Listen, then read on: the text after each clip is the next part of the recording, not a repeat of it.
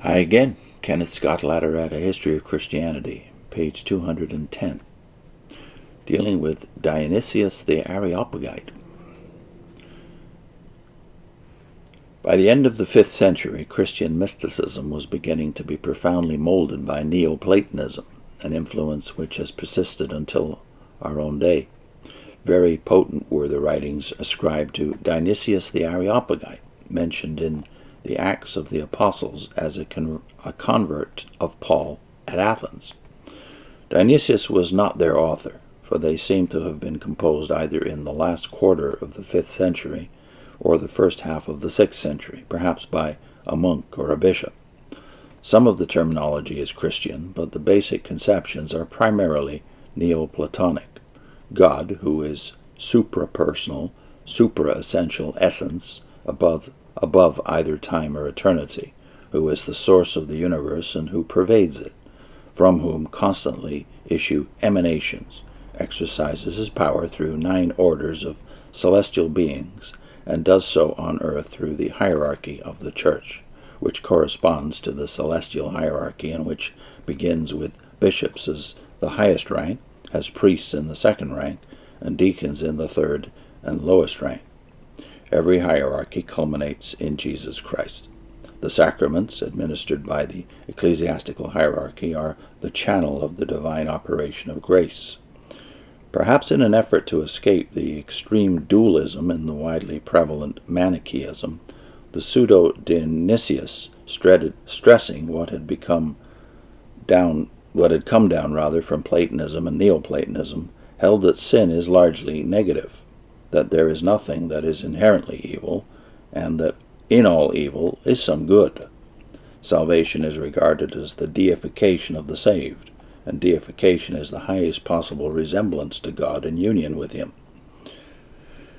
It is to be sought in moral and intellectual discipline, with the sacraments as an aid and a means, and through contemplation which carries one outside of oneself, above reason, to the vision which realizes that the individual is never really separated from God, yet the self continues to exist even when merged with God.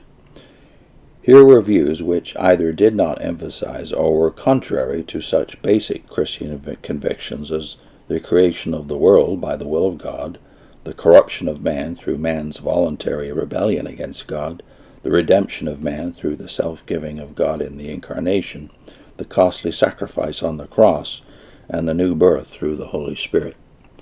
Yet the writings of the Pseudo-Dionysius carried great weight, partly because they were believed to be by a close intimate of Paul, and were to be a handbook of Christian mysticism in both the East and the West, a major channel of a strong Platonic and Neo-Platonic strain in Christian piety.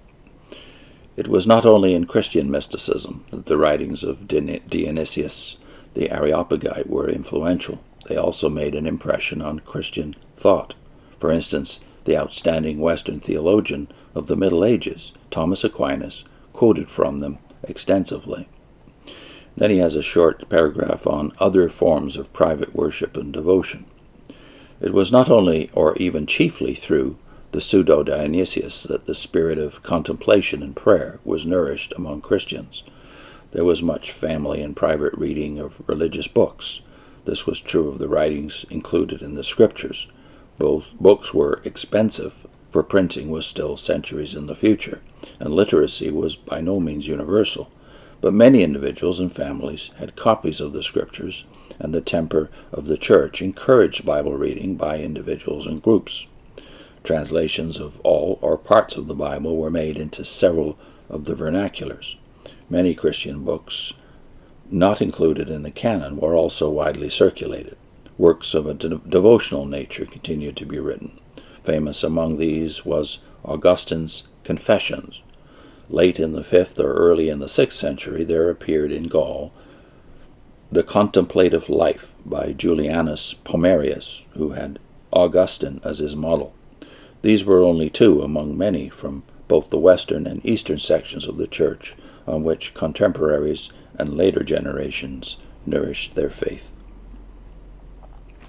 Next time, the dress of the clergy and financing the Church.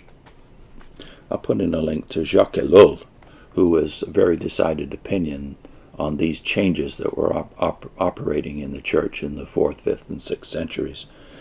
He wrote a book on the subject called The Subversion of Christianity. There are 4 or 5 linked videos. I'll put the first one on your screen. See you soon.